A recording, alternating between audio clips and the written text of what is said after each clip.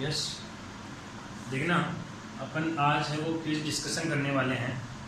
ठीक है, कल जो क्विज हुई थी उसमें बहुत सारे ऐसे स्टूडेंट थे जिन्होंने बहुत सही आंसर दिया था।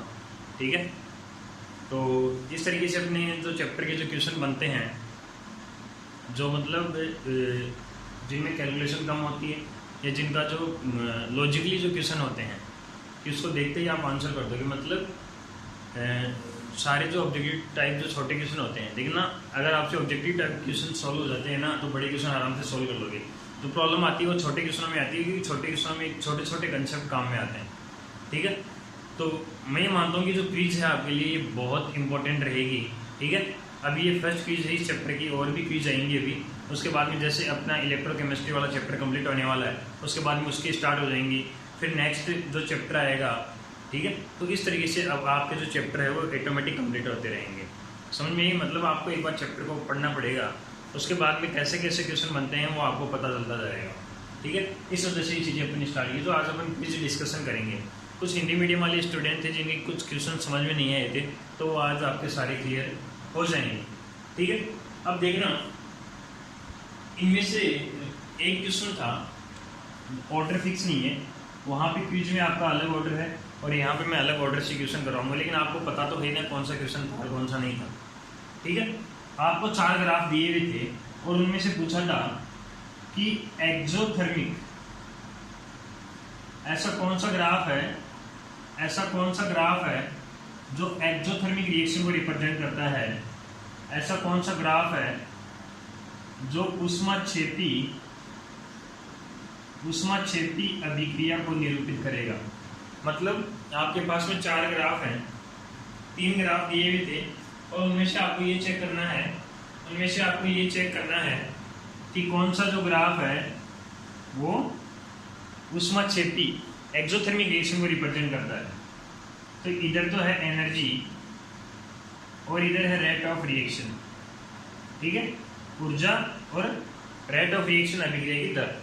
ठीक है, तो यहाँ पे ऐसे कुछ ग्राफ दिए, तो उनमें फर्स्ट ग्राफ था ये वाला, जिसमें यहाँ पे आपका लिखा हुआ था रिएक्टेंट, यहाँ पे लिखा हुआ था प्रोडक्ट।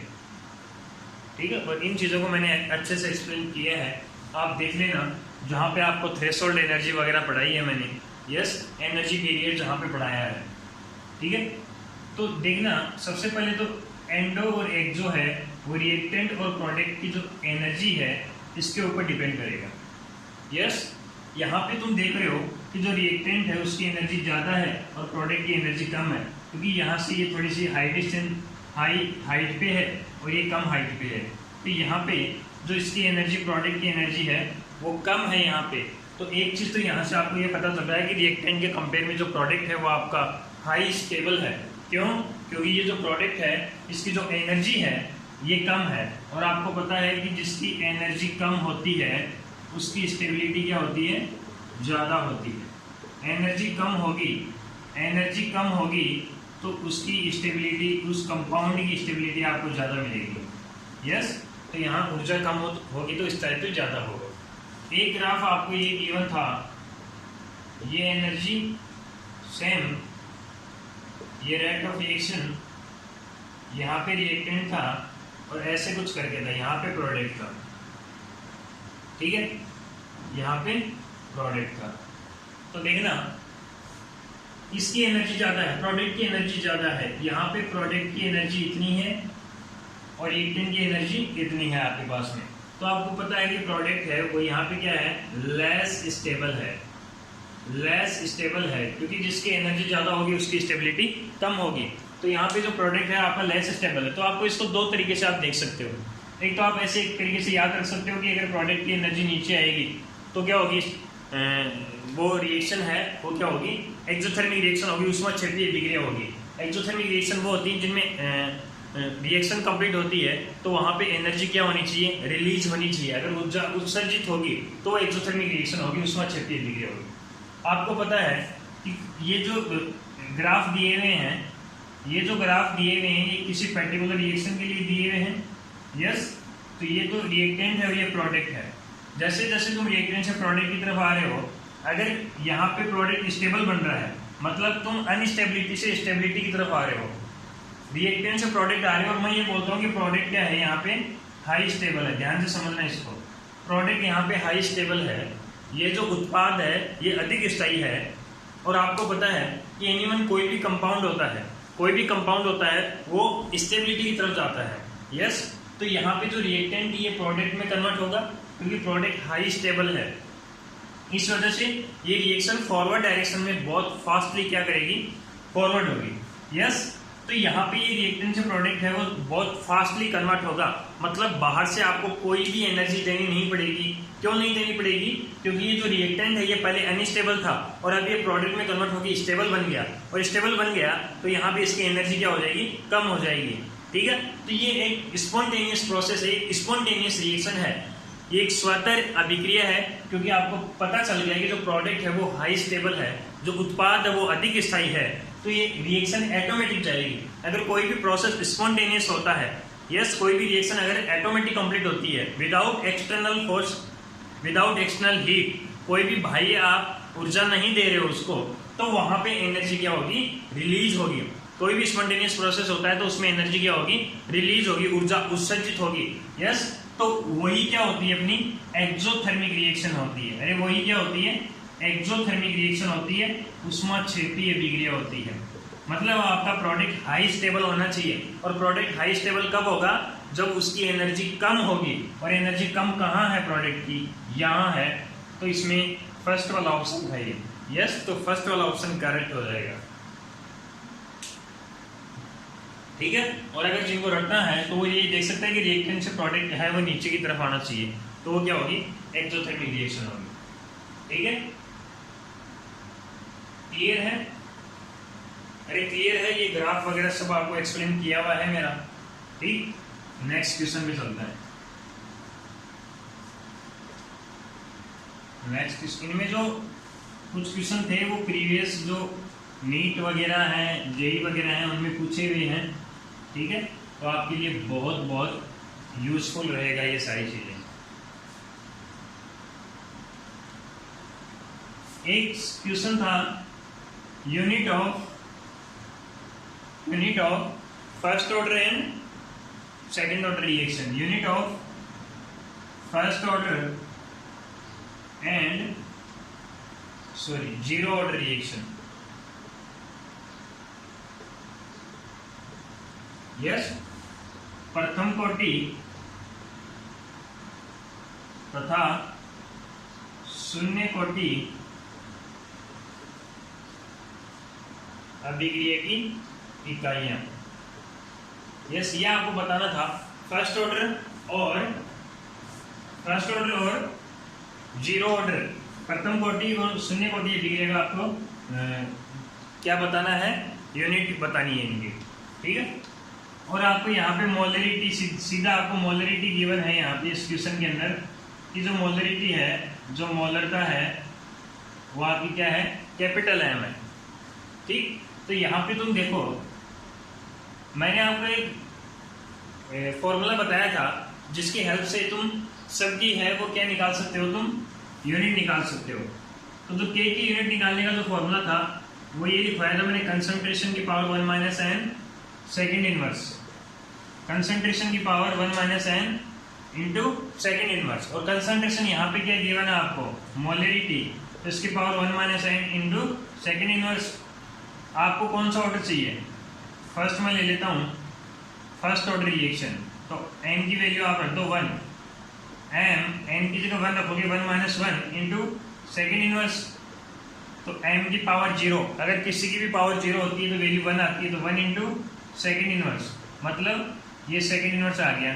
तो जो फर्स्ट ऑर्डर रिएक्शन है उसका जो ऑर्डर रहेगा रेट कांस्टेंट का, दर नियतांक का जो यूनिट होगी, दर नियतांक की जो इकाई होगी वो सेकेंड इनवर्स होगी। ऐसे ही आप यहाँ पे क्या रख दो, एम की जगह 0 रख दो, जीरो ऑर्डर के लिए, शून्य कोटि के लिए, तो M 1 minus 0 into second inverse. तो यहाँ पे क्या आ गया, एम इंटू सेकेंड इनवर्स। ठीक है, एम इंटू सेकेंड इनवर्स। और मैंने इसको कैसे एक्सप्लेन किया था, मॉल अपॉन, तुम इसको लिख देते हो, इंटू सेकेंड इनवर्स। तो यहाँ पे क्या आ जाएगा, मॉल लीटर ऊपर आ जाएगा, तो litre inverse into second inverse. अपन ने ऐसा किया था, लेकिन इस मॉल पर लीटर इसने सीधा ही मोलरिटी एम दिया हुआ है, तो m सेकेंड इनवर्स और सेकेंड इनवर्स, इसमें फर्स्ट ऑप्शन दिया हुआ है तो इसका फर्स्ट ऑप्शन करेक्ट हो जाएगा। बहुत ही सिंपल है, सब कुछ आपको करवाया हुआ है। Yes yes. नेक्स्ट क्वेश्चन देखना, नेक्स्ट क्वेश्चन भी अच्छा है, शानदार क्वेश्चन है। Question number 3। यहाँ पे आपको जो क्वेश्चन आ रहे हैं उनके जो कंसेप्ट लागू हो रहे हैं यहाँ पे, वो कंसेप्ट मैं आपको एक्सप्लेन कर रहा हूँ। मतलब एक तरीके से अपन इस चैप्टर की ये समरी पढ़ रहे हैं। यस, ठीक है। तो जिन्होंने अगर चैप्टर अच्छे से नहीं पढ़ा है, कंसेप्ट क्लियर नहीं हुए, तो एक क्विज आप देख सकते हो, बहुत बेनिफिट होगा। अगली जो रिएक्शन है, क्वेश्चन है क्वेश्चन नंबर 3। इसमें एक रिएक्शन दी गई 2a प्लस बी से a to b, ये रिएक्शन गिवन है 2a प्लस बी से a to b। If the concentration of a is doubled, a की जो कंसंट्रेशन है उसको डबल कर रहा है, मतलब 2a कर रहा है। a की जो सांद्रता है उसको डबल कर रहा है, यस, दोगुना कर रहा है, मतलब a को मैंने 2a कर दिया। That of b is half, b है उसको क्या कर रहा है, हाफ कर रहा है। अरे b को क्या कर रहा है, हाफ कर रहा है।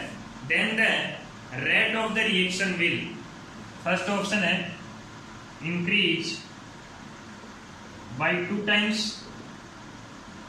सेकेंड है इंक्रीज बाय 4 टाइम्स, थर्ड है increase by half times. Yes, और जो फोर्थ है वो क्या है, रिमेनिंग सेम। मतलब यहाँ पे तो बोल रहा है कि समान रहेगा। ये पूछा है the rate of the reaction, rate of reaction पूछा है, रेट ऑफ रिएक्शन। तो थोड़ा सा ध्यान रखना, कई क्वेश्चनों में रेट कांस्टेंट भी पूछ लेता है, रेट कांस्टेंट, और तुम पढ़ते नहीं हो अच्छे से क्वेश्चन को, और यहीं पे क्वेश्चन में मिस्टेक होने के चांस होते हैं। कई क्वेश्चन में पूछता है रेट कांस्टेंट और कई में पूछता है रेट ऑफ रिएक्शन, अभिक्रिया की दर। अभिक्रिया की दर और दर नियतांक दोनों में बहुत डिफरेंस है। अभी आगे क्वेश्चन आने वाला है, ठीक है, तो वहां पे मैं आपको बताऊंगा कि क्या चेंज होने वाला है। तो ये रिएक्शन है, यस। तो इस रिएक्शन के लिए मैं सबसे पहले रेट लॉ लिखता हूँ, दर नियम लिखता हूँ। मैंने सिखाया था कि इंटू रिएक्टेंट की जो कंसंट्रेशन होता है उनका प्रोडक्ट। ए है, इसके आगे 2 है, तो यहाँ पे मैंने 2 लगा दिया। बी है, इसकी पावर क्या आ जाएगी 1, क्योंकि ए के आगे जो है वो 2, तो ये पावर में आ जाएगा।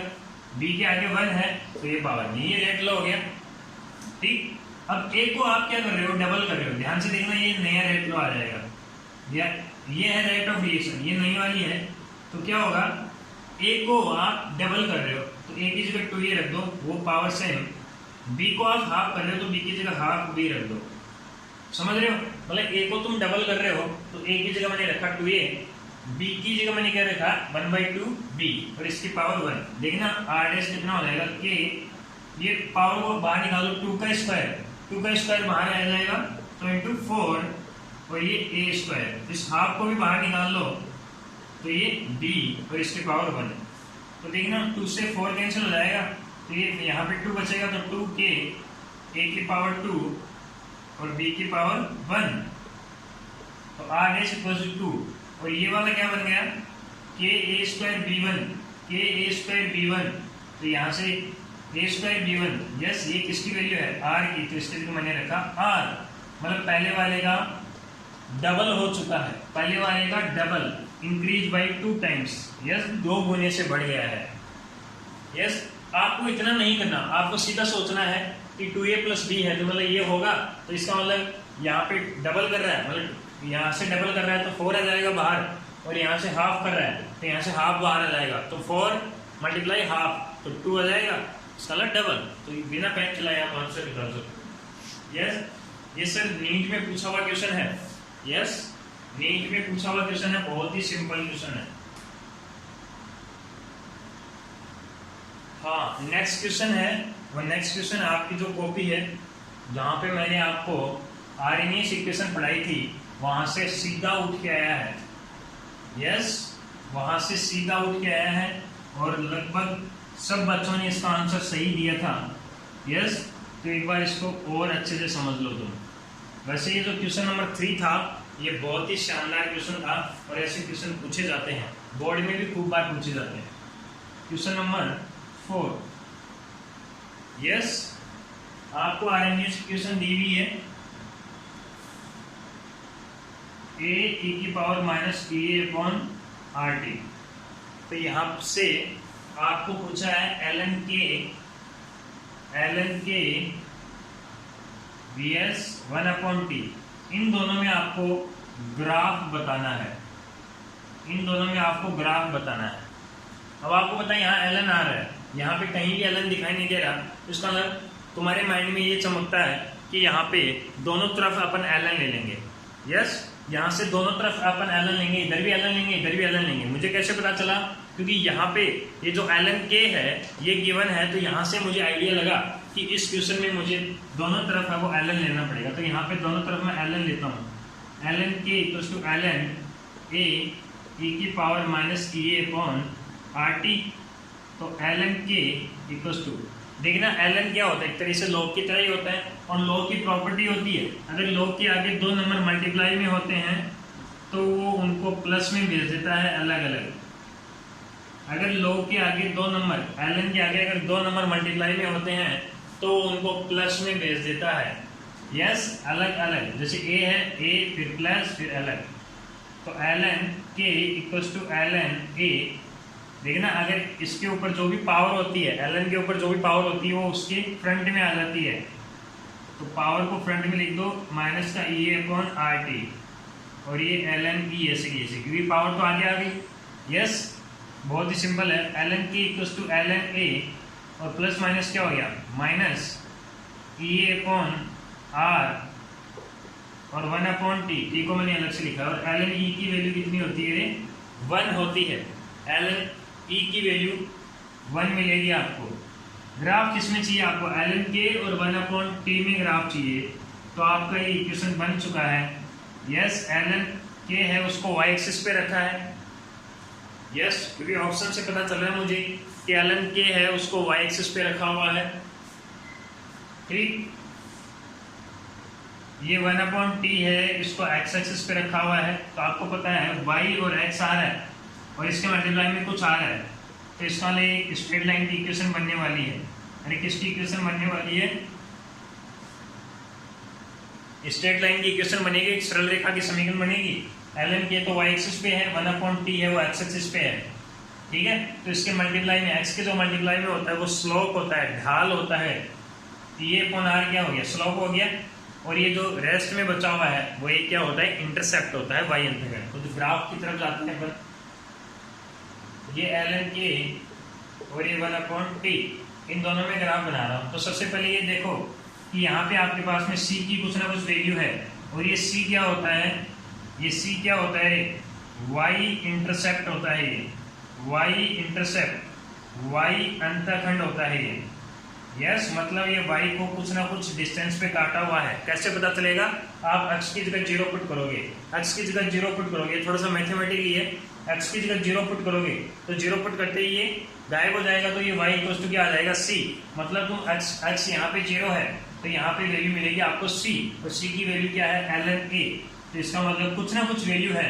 अगर ये वैल्यू नहीं होती, ये 0 होता है यहाँ पे, तो ग्राफ यहाँ से स्टार्ट होता। बट इसकी कुछ ना कुछ वैल्यू है, तो इसको मैं इतनी मान लेता हूँ कि ये वाली वैल्यू कितनी है? ये c है और c किसके इक्वल है? ln a के इक्वल है। c है और ये c किसके इक्वल है? ln a। अब यहाँ से दो चीज बनती है कि स्ट्रेट लाइन का ग्राफ है, सरल रेखा का समीकरण तो सीधा जाएगा, तो या तो ग्राफ ऊपर की तरफ जाएगा या फिर नीचे की तरफ जाएगा। ग्राफ किधर जाएगा तो वो बताएगा अपने को स्लोप, इसका ढाल बताएगा। अगर पॉजिटिव स्लोप आ रहा है तो ग्राफ ऊपर की तरफ जाएगा, अगर नेगेटिव स्लोप आ रहा है तो ग्राफ नीचे की तरफ जाएगा। तो यहाँ से आपको पता चल रहा है कि ये जो स्लोप है, ये जो ढाल है, इसके आगे माइनस आ रहा है। मतलब इस ग्राफ से आपको जो स्लोप मिल रहा है वो माइनस के e/r मिल रहा है, और ये नेगेटिव में है तो ग्राफ डाउनवर्ड जाएगा। यस, तो यहाँ से ग्राफ है वो डाउनवर्ड जाएगा। ठीक है, ये ग्राफ हो जाएगा और ये आपका फर्स्ट ऑप्शन गिवन है। ये आपका फर्स्ट ऑप्शन गिवन है। ऐसे ग्राफ तो आपको याद होने चाहिए, इतना करने की जरूरत ही नहीं है। अगर आपने एक बार प्रैक्टिस कर ली तो आराम से हो जाएगा। ये मैंने सब कुछ एक्सप्लेन किया था वहां पे, ठीक है। तो ये क्वेश्चन भी पूछा हुआ है, क्लियर है। नेक्स्ट क्वेश्चन पे चलते हैं अपन, कोई दिक्कत? नेक्स्ट क्वेश्चन पे चलते हैं। देखना नेक्स्ट क्वेश्चन क्या बोल रहा है।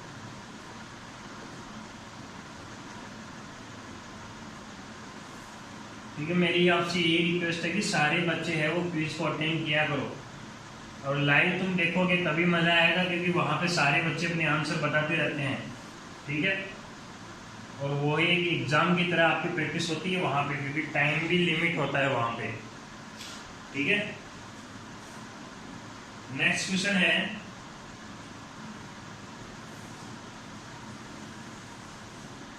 Question number 5। a + 2b से आपको दिया हुआ है c, और यहाँ पे आपको रेट लो इसका दिया हुआ है a और b। यस, ये आपको रेट लो दिया हुआ है।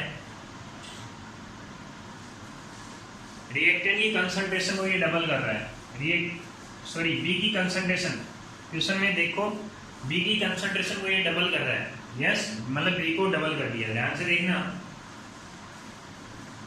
Concentration of A is constant, A को रखा है इसने कांस्टेंट, ए को रखा है इसने कांस्टेंट। नियतांक the value of rate constant, the value of rate constant, दर नियतांक की वैल्यू पूछी है। सबसे पहली बात इस क्वेश्चन में अपन एक दो कंसेप्ट और सीखते हैं कि सर रिएक्शन ये है और रेट लो अगले ने ये दिया है। आपके अकॉर्डिंग तो यहाँ पे आगे कांस्टेंट 2 है तो पावर में 2 आनी चाहिए थी, बट उसने ये दिया है। इसका मतलब अगर मेरे अकॉर्डिंग में लिखता, अगर मुझे ये गिवन नहीं होता, ये दिया हुआ नहीं होता, तो मैं क्या लिखता, Ka और B की पावर 2। यस, क्योंकि यहाँ पे स्टोइकियोमेट्रिक कोएफिशिएंट रस समीकरण मिति गुणांक कितना है 2, ये लिखता हूं मैं। यहाँ पे दिया हुआ है ये, अगर मेरे को दिया हुआ नहीं होता यस, तो मैं इसको मानता कि ये सिंपल रिएक्शन है। मैं क्या मानता इसको, ये सिंपल रिएक्शन मानता, मैं एक साधारण अभिक्रिया मानता। बट अगर यहाँ पे ये गिवन है और स्टोइकियोमेट्रिक कोएफिशिएंट से डिफरेंट आ रहा है, तो ये क्या है, कॉम्प्लेक्स रिएक्शन है। ये क्या है, कॉम्प्लेक्स रिएक्शन है। ये क्या है, कॉम्प्लेक्स रिएक्शन है, जटिल अभिक्रिया है। मैंने आपको बताया था, किसी बच्चे ने पूछा भी था उस टाइम, हमारे को कैसे पता चलेगा कि सर कौन सी सिंपल रिएक्शन और कौन सी कॉम्प्लेक्स रिएक्शन है, कौन सी जटिल अभिक्रिया है। अगर आपको रेट लो दर नियम गिवन होता है, दिया हुआ है, तो इसका मतलब वो कॉम्प्लेक्स रिएक्शन है, और नहीं दिया हुआ इसका मतलब वो क्या है, सिंपल रिएक्शन है, साधारण अभिक्रिया है। ठीक है, ठीक है। तो यहाँ पे आपको ये पूछा है, तो रेट लो अगले ने दिया हुआ है, इसको अपन फॉलो करेंगे। R = K A B। Yes, B को डबल किया है, B को डबल कर दिया, A को कांस्टेंट रखा है, B को डबल कर दिया है। तो इस 2 को बाहर निकाल लो, 2 को क्या निकाल लो, बाहर। मैं आपको एक बार ऑप्शन भी बता देता हूँ इसके। फर्स्ट ऑप्शन है सेम, सेकंड ऑप्शन है हाफ, इसका मतलब होता है हाफ। थर्ड ऑप्शन है डबल, इसका मतलब हो गया पहले वाले का डबल, 2 गुना। ठीक है, और जो फोर्थ ऑप्शन है ये है क्वाड्रप्ट, मतलब 4 गुना, इसका मतलब है 4 गुना। ठीक है, तो देखना इसको B को आपने डबल किया है और A कांस्टेंट है, तो 2 को बाहर निकाला तो R' = 2, और इस पूरे की जगह तुम क्या रखोगे, R। यस, और तुम टिक करके आओगे, डबल हो चुका है सर पहले वाले का, थर्ड ऑप्शन आएगा। यस, बट यहीं पे ये आपका क्वेश्चन गलत हो चुका है, और इस क्वेश्चन को देखते ही मेरा आंसर आ गया था। यस, मुझे ये सब करने की जरूरत नहीं थी। अगले ने मुझे ये नहीं पूछा कि रेट ऑफ रिएक्शन, इस रिएक्शन की रेट पे इस अभिक्रिया की दर पे क्या फर्क पड़ेगा। अगले ने ये नहीं पूछा है, अगले ने ये पूछा है कि रेट कांस्टेंट पे क्या फर्क पड़ेगा। यस, ध्यान से समझना, ये रेट ऑफ रिएक्शन है वो कंसंट्रेशन पे डिपेंड करती है, और आप डबल हाफ ये वगैरह करते हो तो ये रेट ऑफ रिएक्शन पे इफेक्ट पड़ता है। बट यहाँ पे रेट कांस्टेंट पे कंसंट्रेशन से कोई इफेक्ट नहीं पड़ता, मैंने अच्छे से एक्सप्लेन किया था। ये टेम्परेचर पे डिपेंड करता है, क्लियर है। तो इस क्वेश्चन को देखते ही रेट कांस्टेंट के बारे में बता रहा है कि रेट कांस्टेंट क्या होगा, तो आपका आंसर आ जाना चाहिए था कि कोई इफेक्ट नहीं पड़ेगा, ये सेम रहेगा, क्योंकि रेट कांस्टेंट टेम्परेचर पे डिपेंड करता है। कंसंट्रेशन आप 2 गुना, 4 गुना, 10 गुना, 100 गुना, 1000 गुना कैसे भी कर दो, यहाँ पे कोई फर्क नहीं पड़ने वाला है। तो देखते ही मेरा आंसर आ रहा था, बट क्वेश्चन को आपको अच्छे से रीड करना था, अच्छे से पढ़ना था, क्योंकि उसने रेट कांस्टेंट के बारे में पूछा था। Yes, very very interesting question था, ये शानदार क्वेश्चन था। क्लियर, कोई दिक्कत।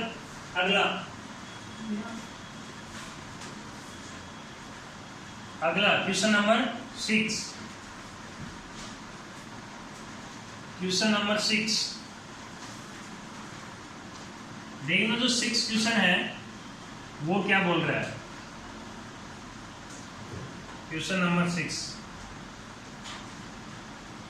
अब बोल रहे हो कि सर कल तो पता नहीं क्या आंसर दिया है हमने, बहुत ही सिंपल क्वेश्चन दिए। तो ये अगर अच्छे से तुम रीड करोगे क्वेश्चनों को तो बहुत सिंपल ही मिलेंगे आपको।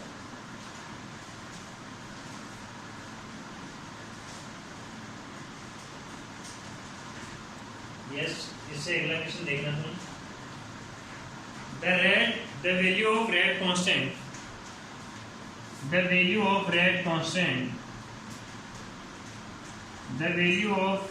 rate constant for pseudo first order reaction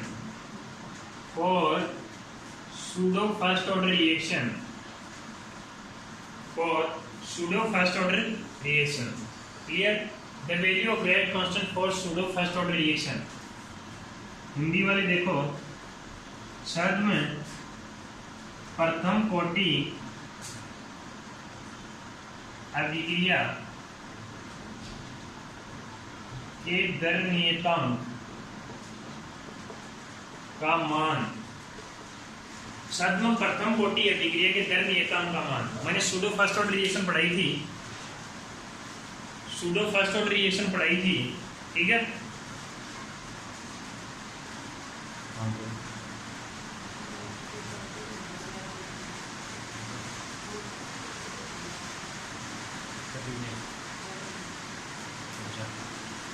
Yes, the value of rate constant for pseudo first order reaction छद्म प्रथम कोटि अभिक्रिया का दर नियतांक। देखना इसके दर नियतांक में क्या फर्क पड़ेगा। मैंने सूडो फर्स्ट ऑर्डर रिएक्शन पढ़ाई थी, जिसने नहीं पढ़ी वो देख सकता है जाके। इसमें फर्स्ट ऑप्शन है depends on the concentration of reactant present in small amount. अब यहाँ पे देखना, इसको ये थ्योरेटिकल ऑप्शन है तो मैं लिखूंगा नहीं, सीधा सा दिया हुआ यहाँ पे रेट कांस्टेंट के बारे में पूछ रहा है, और आपके माइंड में एक ही चीज होनी चाहिए कि रेट कांस्टेंट है वो टेम्परेचर पे डिपेंड करेगा। किस पे डिपेंड करेगा? टेम्परेचर पे डिपेंड करेगा। तो यहाँ पे लास्ट वाला ऑप्शन दिया हुआ है, फोर्थ ऑप्शन, एक ही ऑप्शन है डिपेंड्स ऑन टेम्परेचर ओनली, केवल ताप पर निर्भर करता है, केवल ताप पर निर्भर करता है। यस, और पढ़ने की जरूरत ही नहीं है, सीधा सा ऑप्शन दिया हुआ है। यस, और ऐसे ही बच्चे टाइम बचाते हैं सर, लॉजिकली क्वेश्चन है ये सारे। क्लियर, नेक्स्ट क्वेश्चन देखना।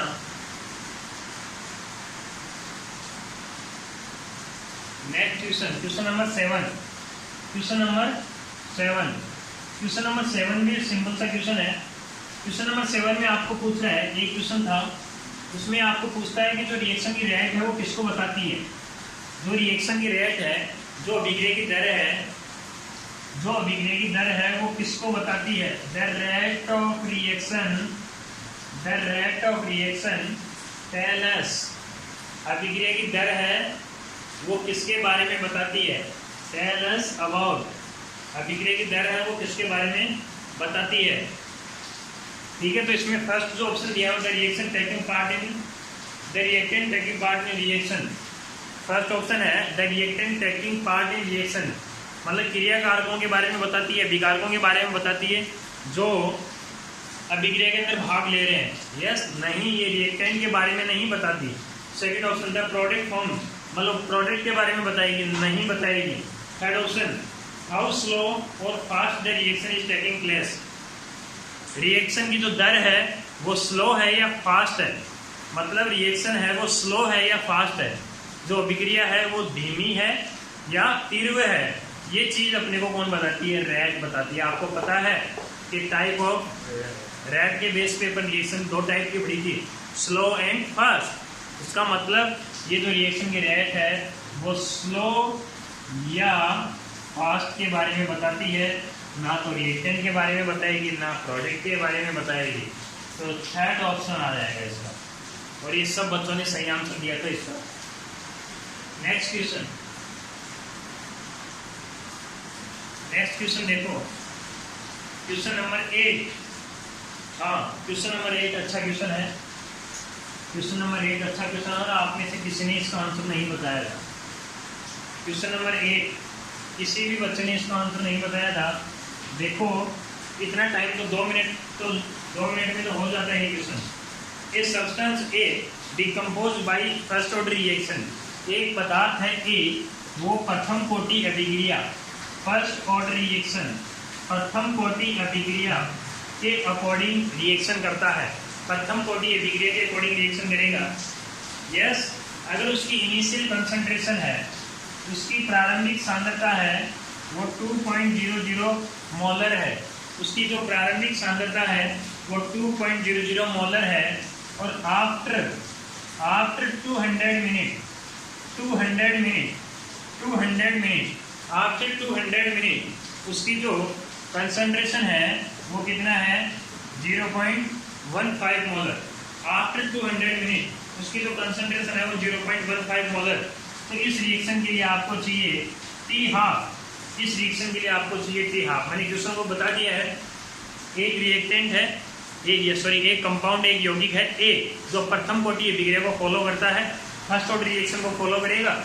यस, उसकी इनिशियल कंसंट्रेशन टी बराबर 0 पे उसकी सांद्रता है वो 2 मोलर है, 200 मिनट बाद में उसकी सांद्रता हो गई 0.15 मोलर, तो टी हाफ चाहिए।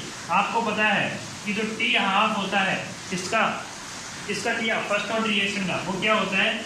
0.6909 अपॉन के, 0.6909 अपॉन के। क्लियर है? अरे क्लियर है, ये होता है। तो देखो फॉर्मूले से अपन चलते हैं, अपन तो के निकालना है आपको, क्योंकि यहाँ पे के चाहिए आपको, तो के निकालना है तो 2.303 अपॉन टी नीचे आ जाएगा, और टी कितना है? 200 मिनट log 10, ऊपर क्या आता है? इनिशियल कंसंट्रेशन आती है, इनिशियल कंसंट्रेशन आपको दी है 2, और 200 मिनट बाद नीचे रिमेनिंग कंसंट्रेशन आती है, तो 200 मिनट बाद में इसकी जो कंसंट्रेशन है वो 0.15 है। के इक्वल टू कितना हो जाएगा? 2.303 अपॉन 200 log 10। यहाँ से देखना, यहाँ से तुम पॉइंट हटाओगे तो नीचे आ जाएगा 100, और 100 ऊपर चला जाएगा तो 100 अपॉन 15। ठीक है, तो यहाँ से तुम इसको सॉल्व करोगे, तो 2.303 अपॉन 200, इसको कैंसिल आउट नहीं करना आपको, इसको कैंसिल आउट कर सकते हैं अपन। इसको कैसे कर सकते हैं? 5 से देखो 3 और 40, मतलब ये कितना आ जाएगा? log 10 40/3, अरे log 10 40/3। ठीक है, तो यहाँ से देखो कि 2.303, थोड़ी सी कैलकुलेशन होगी यहाँ पे 200, मैं फास्ट कर रहा हूँ थोड़ा। log m अपॉन n, तो इसका फॉर्मूला होता है log m माइनस के log n, तो k equal to 2.303 upon 200 log 40 की वैल्यू, 40 को क्या लिख सकता हूँ मैं? 10 into 4, 40 को क्या लिख सकता हूँ? 10 into 4, 4 को मतलब 2 का स्क्वायर माइनस के log 10 3, तो k इक्वल टू आ जाएगा आपका 2.303 अपॉन 200। देखना log 10 की वैल्यू 1 प्लस क्योंकि मल्टीप्लाई में आते हैं तो प्लस में चले जाते हैं, log 10 प्लस log 2 का स्क्वायर, तो log 10 की वैल्यू 1, मैं डायरेक्ट कर रहा हूँ प्लस log 2 का स्क्वायर, तो आगे log के आगे पावर आई तो 2 log 2 माइनस के log 10 3, तो k इक्वल टू आ जाएगा 2.303 अपॉन 200 1 प्लस 2, log 2 की वैल्यू कितनी है, log 2 की वैल्यू कितनी है 0.30 माइनस log 3 की वैल्यू कितनी है 0.47, यस, तो यहाँ से k कितना आ जाएगा 2.303 अपॉन 200 1 प्लस 0.60 माइनस के 0.47 को मैंने 48 लिखा है, k कितना आ जाएगा 2.303 अपॉन 200 1.6 माइनस 0.48, यहाँ से कितना आ रहा है अपॉन 200 इंटू कितना आ रहा है ये 1.1 तो आ रहा है क्या,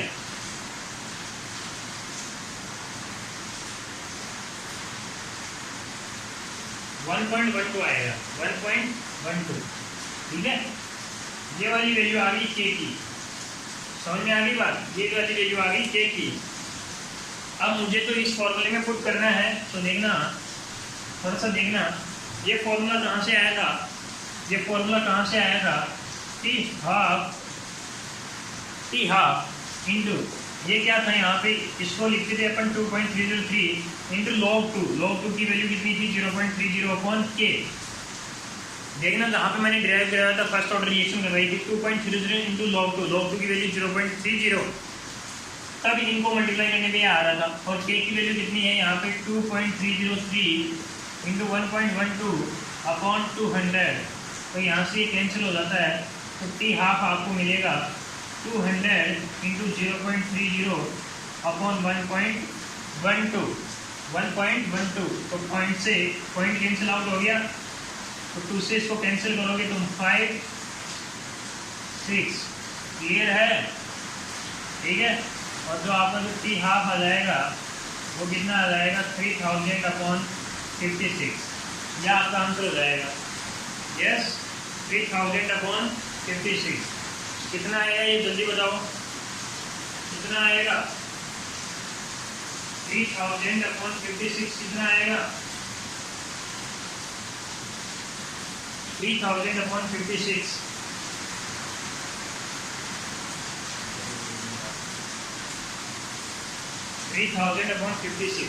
देखना कैलकुलेशन बहुत ज़्यादा लंबी हो गई है, इसमें कैलकुलेशन बहुत ज़्यादा लंबी हो गई है, जल्दी बताओ 3000 अपॉन 56 कितना आ रहा है 3000 अपॉन 56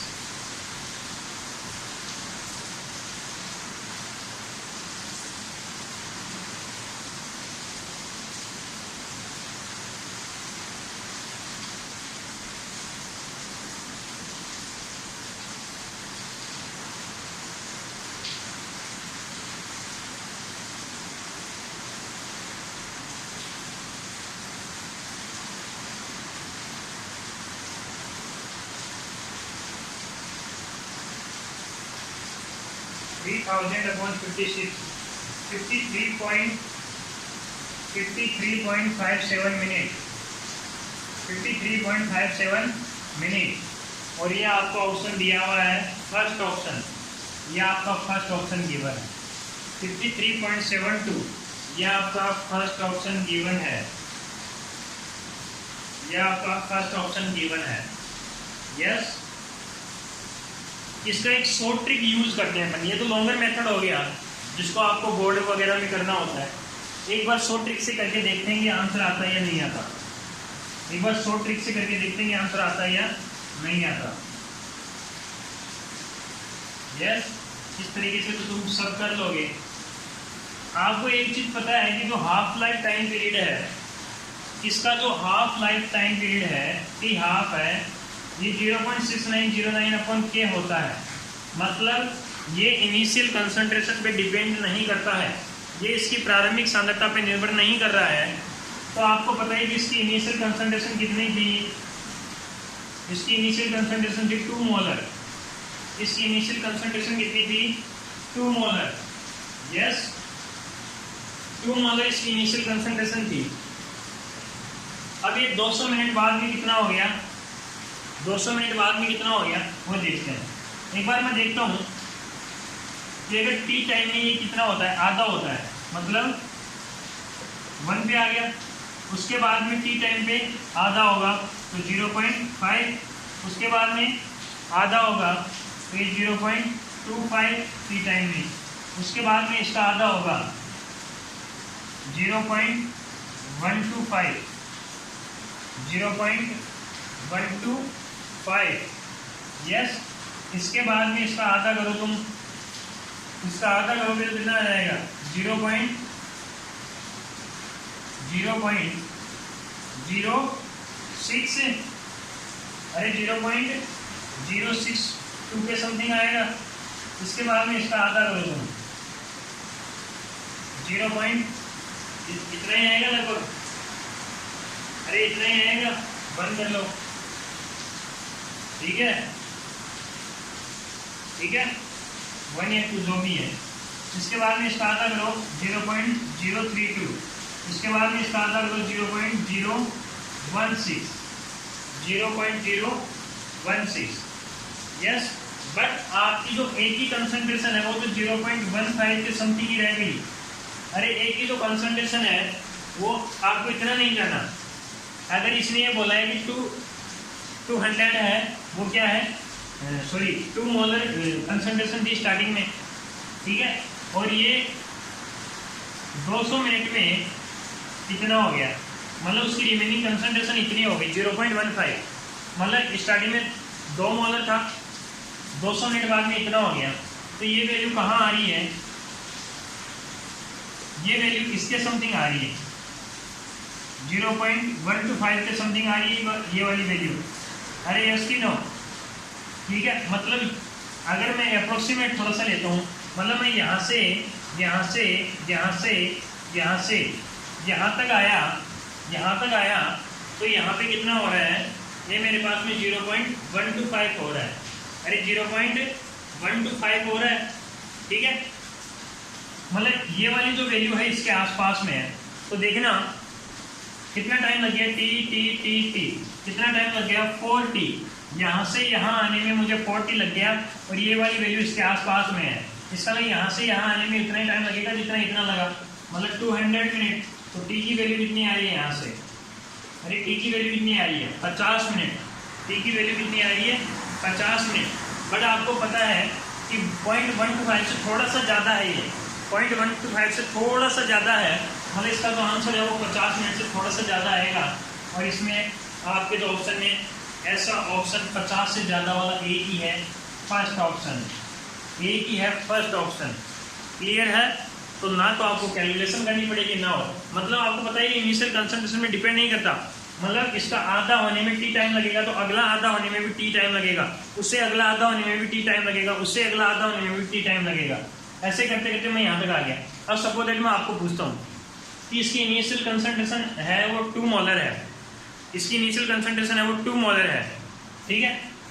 तो यहाँ पे जैसे मैं ये बोलता हूँ कि इसकी इनिशियल कंसंट्रेशन नया क्वेश्चन दे दिया मैंने, अब 2 मोलर है, और ये 100 मिनट बाद में 0.25 मोलर हो जाता है। तो हाफ लाइफ बताओ, तुम क्या करोगे, फॉर्मूले पे जाओगे, कैलकुलेशन करोगे, आपको पता है इससे आधा गया 1, आधा गया 0.5, आधा गया 0.25, मतलब यहाँ आ गया, मतलब इस पूरे में टाइम कितना लग रहा है, टी टी टी कितना लगा 3t, और ये कितना है 100, तो t कितना आ जाएगा 100/3, मतलब 33.33, ये आपका इसका हाफ लाइफ आ जाएगा। यस, इस तरीके से अपन एग्जाम में क्वेश्चन सोल्व करेंगे। यस, इससे अगला क्वेश्चन देखना, इससे अगला क्वेश्चन देखना तुम, इससे अगला क्वेश्चन देखना, what is the following, incorrect order बताना है आपको, इनकरेक्ट ऑर्डर बताना है। यस, गलत ऑप्शन कौन सा है वो आपको बताना है।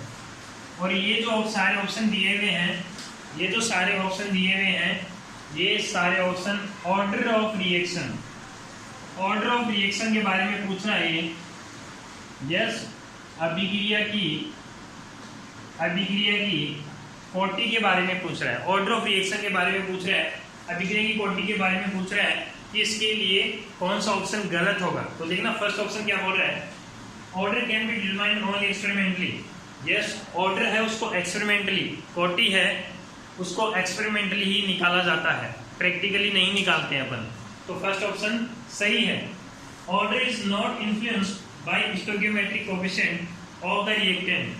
देखना जो ऑर्डर होता है वो हमेशा ही स्टोइकियोमेट्रिक कोएफिशिएंट रस समीकरण गुणांक से नहीं निकलता, वो तभी होगा जब सिंपल रिएक्शन होगी। अगर कॉम्प्लेक्स रिएक्शन आ जाती है तो वहां पे रेट लॉ चेंज हो जाता है, तो ये भी सही है। Order of reaction is the sum of power of the concentration in terms of reactant. Order होती है जो कोटि होती है वो क्रिया कारकों की घातों के योग के बराबर होती है। तुम ऐसे तो लिखते हो R इक्वल्स टू के A 2 और B1, जैसे ये दिया हुआ है तो इसको 2 + 1 करके तुम 3 लिख देते हो ऑर्डर। यस, तो रिएक्टेंट की पावर का सम होता है, ये बात भी सही है। Order of reaction is always the whole number. Order of reaction, अभिक्रिया की जो कोटि होती है वो हमेशा होल नंबर, इंटीजर वैल्यू जरूरी नहीं है, हो सकती है। यस, पॉइंट्स के अंदर भी हो सकती है, इंटीजर वैल्यू जरूरी नहीं है। तो फोर्थ ऑप्शन गलत हो गया है।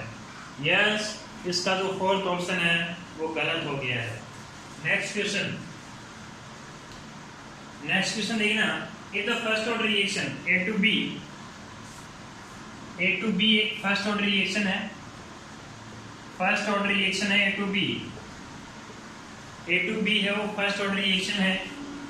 If K is react constant and initial concentration of the reactant A की जो इनिशियल कंसंट्रेशन दी हुई है, प्रारंभिक सांद्रता मतलब A0 equals to 0.5 मोलर आपको गिवन है।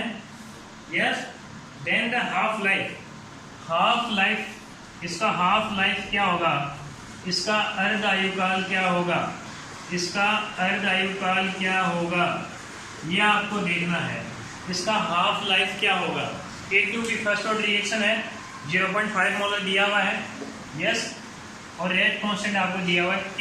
ऑप्शन देखना सर, पहला ऑप्शन है log 2 upon K, second option है log 2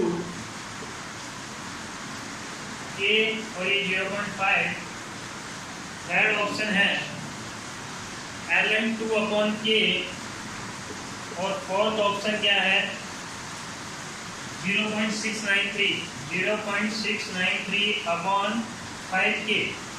आपको अर्धायुकाल पूछा है फर्स्ट ऑर्डर रिएक्शन का, आपको पता है फर्स्ट ऑर्डर रिएक्शन का जो अर्धायुकाल होता है वो 0.6909 अपॉन K। मतलब ये तो बात है कि ये कंसंट्रेशन पे तो डिपेंड ही नहीं करता, कितनी भी कंसंट्रेशन हो। कई लोग लगा रहे होंगे फॉर्मूला, यहाँ पे 0.5 दिया हुआ है, कहाँ रखूंगा। यस, बेवकूफ़ बना दिया एग्जामिनर ने, और तुम बेवकूफ़ बन चुके हो, क्योंकि यहाँ पे आपको ये बोल रहा है अगला फर्स्ट ऑर्डर रिएक्शन है, प्रथम कोटि अभिक्रिया है, तो कंसंट्रेशन पे डिपेंड नहीं करेगा। चिल्ला रहा था मैं यहाँ पे कुत्तों की तरह।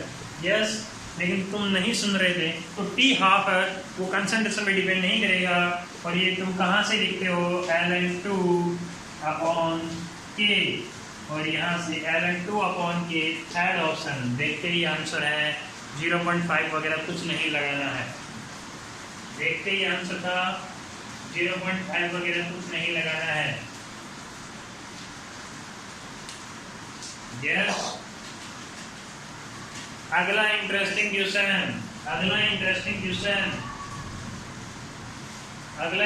क्वेश्चन देखो। अगला AIEEE 2006 में पूछा हुआ है।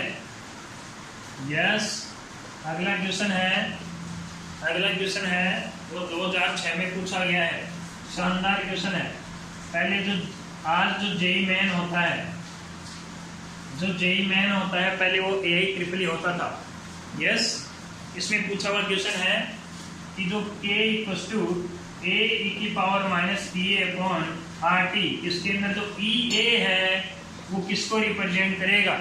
EA है वो किसको रिप्रेजेंट करता है। सबको पता है कि ये एक्टिवेशन एनर्जी होती है, ये सक्रिय ऊर्जा होती है। बट सारे ऑप्शन में ऐसा कुछ दिया हुआ नहीं है।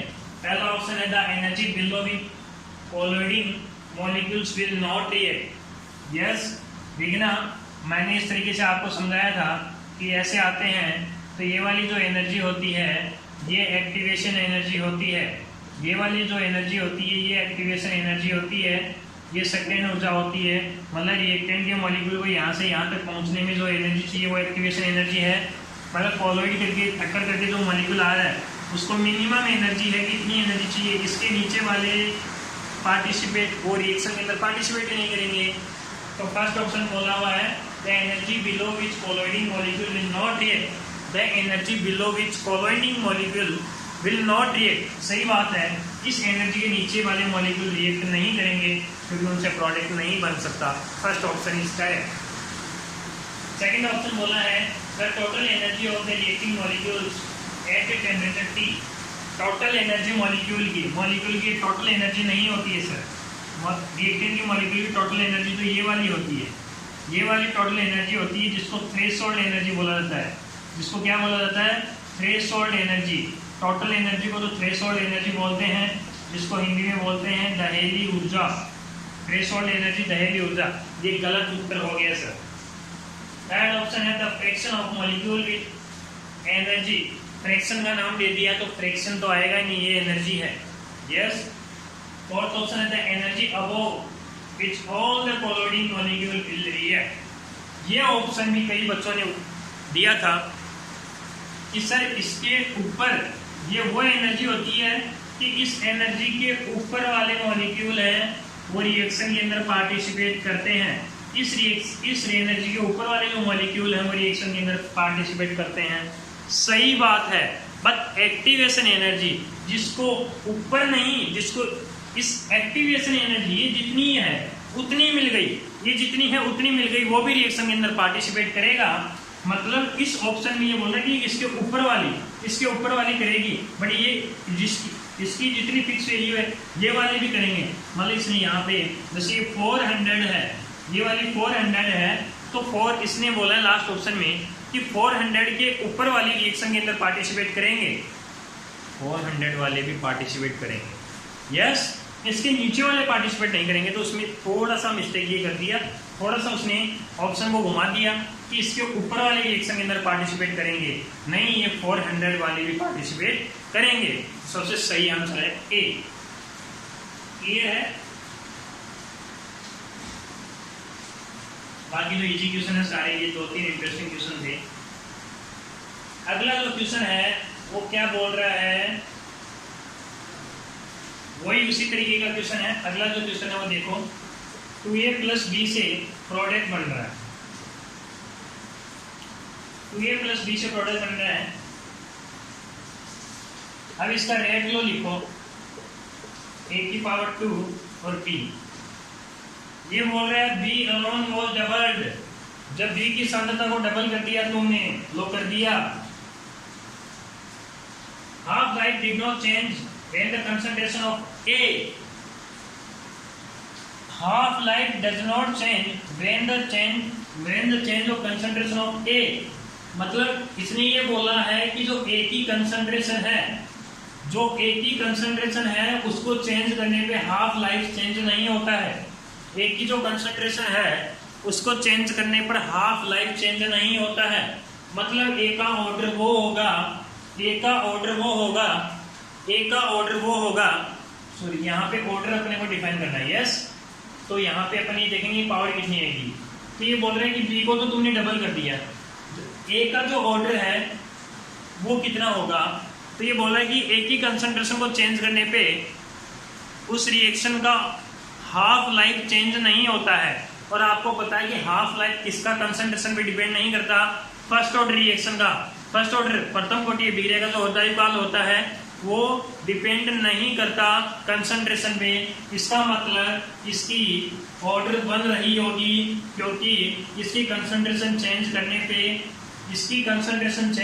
पे इसका हाफ लाइफ चेंज नहीं होगा। ये तभी हो सकता है जब वो फर्स्ट ऑर्डर रिएक्शन हो, क्योंकि फर्स्ट ऑर्डर रिएक्शन का जो हाफ लाइफ होता है वो कंसंट्रेशन पे डिपेंड नहीं करता। क्लियर? आगे क्या बोल रहा है, the rate increase by 2 times. ये बोल रहा है इसको तो कर दिया आपने, बी को आप डबल कर रहे हो, बी को डबल कर रहे हो तो रिएक्शन की रेट है वो भी डबल हो रही है। बी को तुम डबल कर रहे हो तो रिएक्शन की रेट भी डबल हो रही है। इसका मतलब यहाँ पे पावर कितनी आएगी, 1। मतलब अगर 2 लिख देता तो 2 की पावर 4, बाहर 4 आता तो 4 टाइम्स होता था, तो उसकी पावर 1 रहेगी, तभी ये डबल होगा। इसका मतलब ये आपका रेट लो आ गया, तो रिएक्शन का ऑर्डर कितना हो जाएगा, सेकंड ऑर्डर हो जाएगा रिएक्शन का। अरे यस, रिएक्शन का ऑर्डर सेकंड ऑर्डर। तो यूनिट पूछी है कि ये कौन सी रिएक्शन होगी, इसकी यूनिट बताइए। तो मुझे पता है कि कंसंट्रेशन की power 1 minus N second inverse, ये फॉर्मूला होता है। ये क्या होता है, मोल अपॉन लीटर, और 1 माइनस एन की जगह रखो 2 सेकेंड इनवर्स, तो मोल अपॉन लीटर इसकी पावर -1 इंटू सेकेंड इनवर्स। तो देखो मोल के ऊपर तो -1 आ गया, लीटर है उस ऊपर लाओगे तो -1 और माइनस माइनस प्लस, तो लीटर 1 सेकेंड इनवर्स। यस, ये 4th ऑप्शन है। 4th option is correct answer. Clear clear. Next question देखना सर, नेक्स्ट क्वेश्चन देखना, बहुत टाइम लग गया आज। नेक्स्ट क्वेश्चन देखना,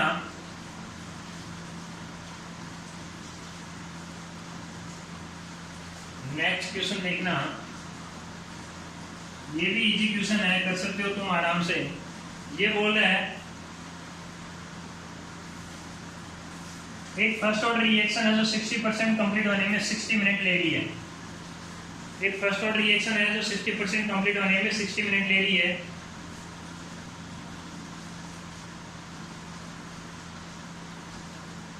यस, तो ये 50% होने में कितना टाइम लेगी, 50% होने में कितना टाइम लेगी। सीधा फॉर्मूला लगाओ तुम, KT इक्वल टू क्या होता है 2.03 log 10 a upon a minus x। ऊपर वाले के लिए लगा दो तुम, T है 60 equal to 2.303 log 10। Initial concentration कितनी है, 100 मान लो। 60% पूरा हो रहा है, यहाँ पे रिमेनिंग कंसंट्रेशन आती है, 60 पूरा हो रहा है, कितना बच गया 40। यस, ये इक्वेशन फर्स्ट। सेकंड वाले के लिए लगाओ K इंटू दोनों रिएक्शन के लिए K है वो सेम होगा क्योंकि एक ही टेम्परेचर में रिएक्शन हो रही है।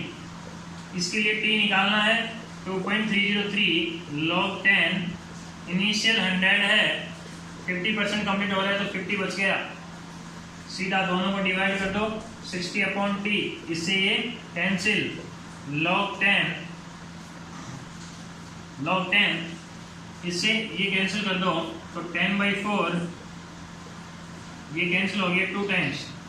यस, तो ये T कितना आ जाएगा 60 अपॉन T इक्वल्स टू यहाँ पे log 2।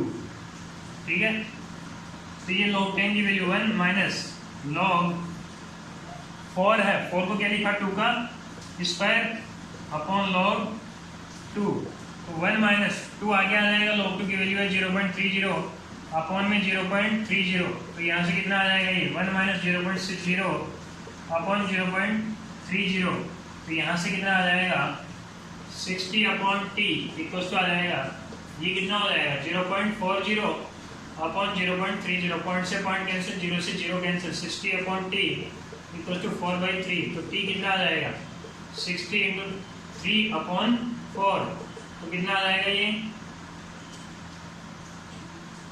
ये 12 टाइम्स कैंसिल हो गया, नहीं 15, तो 50 इंटू 3 45 मिनट, 45 मिनट आपका आंसर हो जाएगा। First option, yes first option.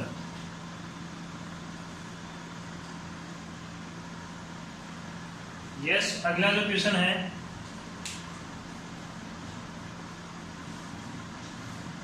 Reaction की रेट है वो उसको एक्सप्रेस करवा रहा है, अभिक्रिया की दर को प्रसार करोगे अभिक्रिया की दर का तुम। यस, नेक्स्ट क्वेश्चन है ये 2a प्लस बी से 3c प्लस डी, ये है, इसके ऑप्शन दिए हुए हैं माइनस के dv upon dt। Second option है प्लस के dB upon dt, third option है माइनस dA अपॉन dt, और फोर्थ ऑप्शन है माइनस के 1/3 dC अपॉन dt। देना इसको एक्सप्रेस करोगे तुम तो रेट कैसे लिखते हैं इनकी, जो रिएक्टेंट होता है उसके आगे माइनस आ जाता है और उसका स्टोइकियोमेट्रिक कोएफिशिएंट अपॉन में चला जाता है, तो dA upon dt equals to minus dB upon dt equals to, ये प्लस आ जाएगा क्योंकि प्रोडक्ट आ गया, dC upon dt equals to dd upon dt। ये सब कुछ मैंने इस चैप्टर में आपको करवा रखा है। माइनस dB अपॉन dt है क्या, नहीं है, प्लस का dB माइनस का dB अपॉन dt है, पूछा गया है इसने, करेक्ट ऑप्शन पूछा है, तो ये माइनस का dB अपॉन dt है, ये करेक्ट है, मतलब first option correct. Second option wrong, minus के dA upon dt wrong, minus के 1/3 dC अपॉन dt ये भी रॉन्ग, क्योंकि प्लस का आएगा 1/3 dC अपॉन dt, मतलब first option is correct answer. ठीक है, तो ये है वो क्वेश्चन है वो आपकी मैंने पूरे करवा दिए हैं। ठीक है, तो आई होप ये आपको बिल्कुल क्लियर हुआ होगा। ठीक है, और इसमें बहुत ही शानदार अपने कंसेप्ट क्लियर किए हैं, तो बहुत ही शानदार वीडियो है ये आपके लिए। ठीक है, इसको अच्छे से करना, और अभी है वो 1-2 दिन में नेक्स्ट क्विज है वो इसी चैप्टर पे है, तो अगर ये जिसको चीज़ें क्लियर नहीं है एक बार और चैप्टर को पढ़ना तुम, ठीक है, अभी और भी अच्छे क्वेश्चन लेके आएंगे अपन। ठीक है, और अपन इलेक्ट्रोकेमिस्ट्री की जो नेक्स्ट वीडियो है वो आज या कल में आपके आ जाएगी। Clear, thank you.